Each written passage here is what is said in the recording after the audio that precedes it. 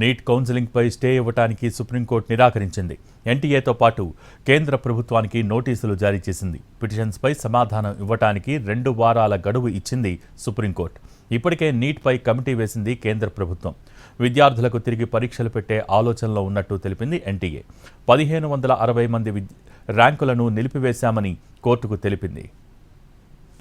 దేశవ్యాప్తంగా మే 5న నీట్ పరీక్ష జరిగింది. దాదాపు 24 లక్షల మంది అభ్యర్థులు ఎగ్జామ్ రాశారు. అయితే గతంలో ఎన్నడూ లేని విధంగా ఈసారి 67 మంది విద్యార్థులకు 720కి 720 మార్కులు సాధించారు. హర్యానాలోని ఒకే పరీక్షా కేంద్రానికి చెందిన 6 విద్యార్థులకు తొలి ర్యాంకు రావడంతో అనుమానాలు తలెత్తాయి. ఇంతమంది టాప్ ర్యాంకును పంచుకోవటం వెనుక గ్రేస్ మార్కులు కారణమని ఆరోపిస్తూ ఢిల్లీలో ఈ నెల 10న విద్యార్థులు ఆందోళన చేశారు. సుప్రీంకోర్టుతో పాటు దేశవ్యాప్తంగా వివిధ హైకోర్టులో పిటిషన్స్ దాఖలు చేశారు.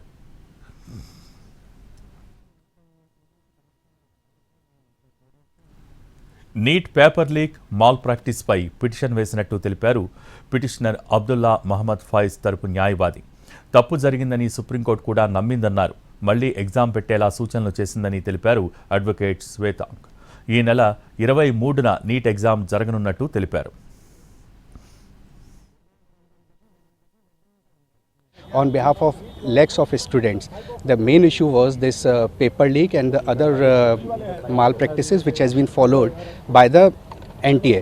And now today they have admitted their mistake, stating that yes, those grace marks, regarding those grace marks, we are going to conduct the re-examination, which means there was something which was amiss, and now they have taken note of it, and that's why the court has also directed that re-examination will be done on 23rd of June.